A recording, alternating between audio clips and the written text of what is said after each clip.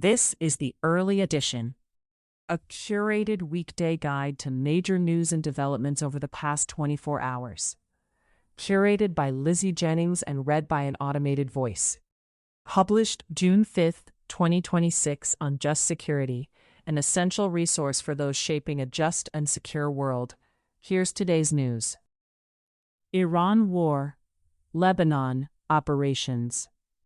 Israeli airstrikes and Hezbollah rocket and drone attacks in southern Lebanon continued yesterday, despite the announcement of the latest ceasefire agreement. Hezbollah's leader, Naim Qassem, rejected the U.S.-brokered agreement yesterday, saying it amounted to a demand that his group surrender while Israel continued its offensive. As long as the occupation continues, the resistance will continue, Qassem said.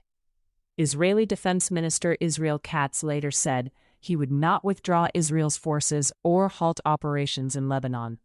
In Washington, President Trump told reporters he believed progress was being made in Lebanon and the country deserved to have peace, adding, "It's been going on for a long time, you know." Ewan Ward reports for The New York Times. Jana Choker and Layla Bassam report for Reuters. The majority of House Democrats voted with Republicans yesterday to defeat a Lebanon War Powers resolution forced to the floor by Representative Rashida Tlaib, Democrat of Michigan. The House voted 92 to 324 against Tlaib's resolution, which would have directed Trump to remove all U.S. armed forces from Lebanon within 7 days of passage.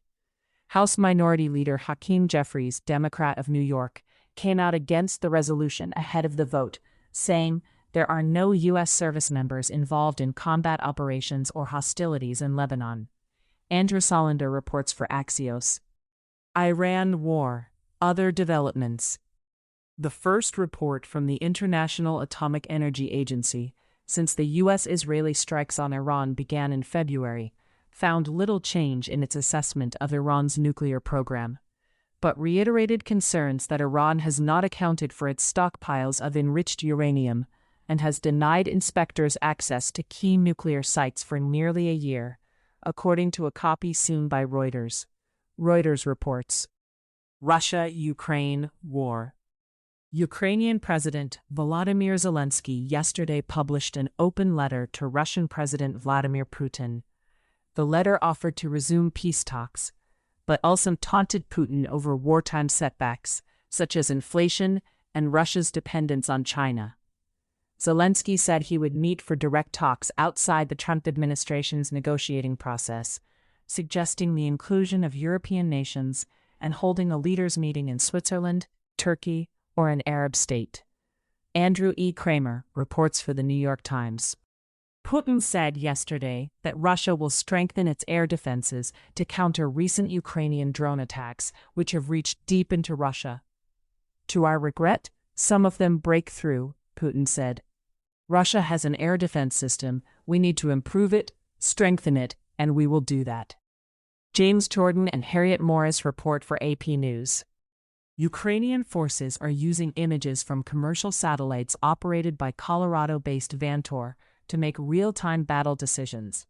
The rapid delivery to soldiers of geospatial intelligence has shortened the time it takes to locate and strike Russian assets by as much as 90%, according to sources. Heather Somerville reports for The Wall Street Journal. The House of Representatives yesterday passed a bill providing $1.3 billion in military aid to Ukraine and expanding sanctions on Russia, with 18 Republicans joining Democrats in a 226 to 195 vote. Connor O'Brien reports for Politico. Other global developments. China's State Council this week announced new rules requiring national security screening for Chinese companies seeking to invest overseas. Alexandra Stevenson and Murphy Zhao report for The New York Times. Somali government forces and opposition fighters yesterday exchanged heavy gunfire in Mogadishu as a row over delays to elections has escalated. Tensions have built since an announcement last month by opposition leaders that they would lead demonstrations on Thursday to protest what they said was an illegal extension of the president's term in office. Abdishukri Habi and Basilio Rukanga report for BBC News. Hussein Mohammed and Matthew Mapoki Big report for the New York Times. UK Prime Minister Keir Starmer yesterday called on Elon Musk to stop interfering in British politics, after Musk posted on his platform about the murder of Henry Nowak, which has triggered a public outcry and protests. Musk had posted about the case on X, suggesting police are biased against white people. Alistair Smouth reports for Reuters. The international body overseeing Bosnia's peace process yesterday failed to agree on a candidate for a new envoy to replace Germany's Christian Schmidt. Darya Sito-Sucic reports for Reuters. Thousands of Albanians are protesting a luxury resort slated for the Albanian coastline and backed by Trump's daughter, Ivanka Trump, and her husband, Jared Kushner. The protests, raising concerns about conservation, transparency, and the project's ties to the Trump family, began Sunday after heavy machinery began working on the project. In an interview, Ivanka Trump spoke about the project at length, calling it the culmination of all of my experience in real estate. Fiore Senaruka and Sammy Westfall report for The Washington Post. Tech developments. AI development is moving so rapidly that soon it will be able to advance itself without human involvement, according to a new blog post from Anthropic. Recursive self-improvement, a process in which AI systems build, test, and improve themselves, is a phenomenon which may come sooner than expected, Anthropic says its research shows. Anthropic added that the ability to slow global AI development would likely be a good thing in its blog post. Ashley Gold reports for Axios. Bradley Olson and Sam Schechner report for The Wall Street Journal. U.S. Foreign Affairs. The U.S. designation of Brazil's Comando Vermelho and Primeiro Comando de Capital as foreign terrorist organizations could disrupt cooperation against drug and arms trafficking, Brazilian sources said. Two officials said the move may halt daily intelligence sharing and joint operations. They said probes currently handled by the FBI, DEA, and U.S. immigration authorities could instead fall under the CIA and be classified, interrupting a widely valued information flow. Ricardo Brito reports for Reuters.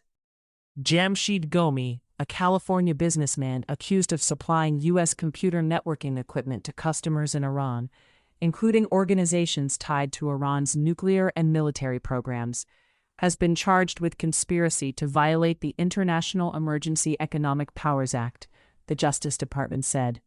Mark Walker reports for The New York Times. U.S., Caribbean, and Pacific operations. The United States yesterday imposed sanctions on Cuban President Miguel Diaz-Canel, his wife, and 3 other individuals. Asked if his sanctions were meant to accelerate Cuba's collapse, Trump said, "We just want them to be a nicely run country." He added, "It sort of collapsed, and we're going to handle that as soon as we finished military operations in Iran." Fatima Hussein, Danica Cotto, and Matthew Lee report for AP News. 3 international hotel chains and a bank that processes Visa and MasterCard transactions withdrew business from Cuba this week to avoid violating new U.S. regulations. Francis Robles reports for The New York Times. U.S. immigration developments. ICE Acting Director David Ventrula said ICE is eliminating its requirement to report deaths that occur within 30 days of people being released from its custody, according to an internal memo sent yesterday and reviewed by The Washington Post. The 30-day requirement was adopted in 2021 to make clear the ICE should not release people simply to avoid deaths in custody. Former Acting Chief Deborah Fleischiger said. Douglas McMillan reports. Christian J. Castro, a federal immigration agent charged in connection with an on-duty shooting in Minnesota, will not waive extradition from Texas, his lawyer told a judge yesterday. Minnesota Governor Tim Walz, a Democrat, will now most likely make a formal request to Texas Governor Greg Abbott, a Republican, for Castro's extradition. federal officials have raised questions about the legality of a state prosecution of a federal agent for on-duty conduct. The Department of Homeland Security said in a statement that this is a federal issue and it must be handled at the federal level. Mitch Smith reports for the New York Times. U.S. domestic developments. Senior Justice Department official Akash Singh recently instructed prosecutors nationwide to redouble efforts to pursue criminal charges against non-citizens who have voted, sources said. Singh also expressed frustration over the lack of progress in roughly 90 open investigations into possible non-citizen voting cases. Ernesto Londono reports for the New York Times. John R. Bolton, a national security advisor to Trump during his first term, has reached a tentative deal with prosecutors to plead guilty to mishandling classified information when he compiled notes for a book that was harshly critical of the president, two sources said. A notice in the Maryland federal court shows that Bolton is now scheduled for rearraignment on June 26. Under the terms of the plea deal, Bolton plans to plead guilty to a single count of illegal retention of classified information and pay a fine, with a possible range of no prison time to 5 years in custody, the sources said. Devlin Barrett and Michael S. Schmidt report for the New York Times. Early this morning, Senate Republicans pushed through their $70 billion immigration bill. The 52-47 vote sent the measure to the House, which is expected to move quickly to pass it. The vote followed a series of Democratic amendments that forced Republicans to take recorded positions on controversial Trump-backed proposals, including his $1.8 billion victim compensation fund and funding for a White House ballroom project, exposing internal divisions within the Republican Party, even as the immigration bill ultimately passed. Annie Carney and Robert Jimison report for the New York Times. The Kennedy Center yesterday directed its employees to remove all references to Trump from its communication to comply with a federal judge's order, according to a memo obtained by Politico. Cheyenne M. Daniels and Daniel Littman report. Trump administration actions. Trump yesterday indicated that he will not nominate Bill Pulte to be the Director of National Intelligence once his temporary appointment expires early next year. The Defense Department has reduced its list of recognized faiths and belief systems from 211 to 31, Military.com has learned.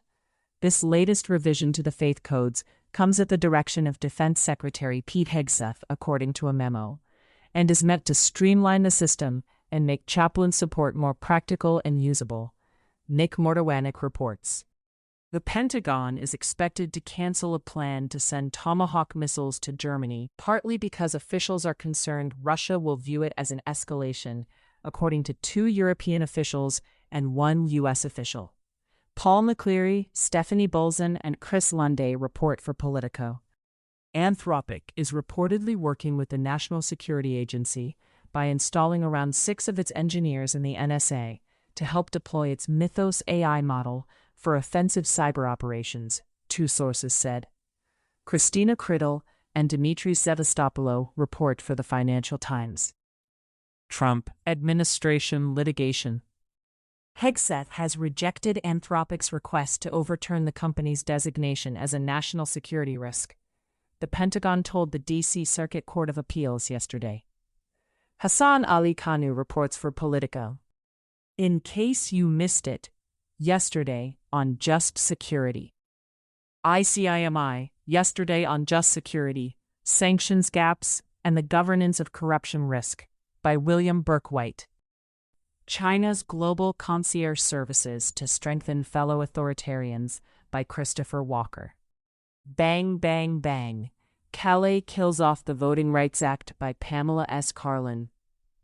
Thank you for listening to Just Security's early edition today, June 5, 2026.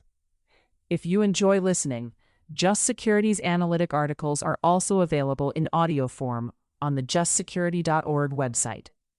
To stay up to date on Just Security's analysis of law, policy, and current events, go to justsecurity.org, subscribe to Just Security on Substack, and follow us on LinkedIn, Blue Sky, Facebook, Instagram, and Threads.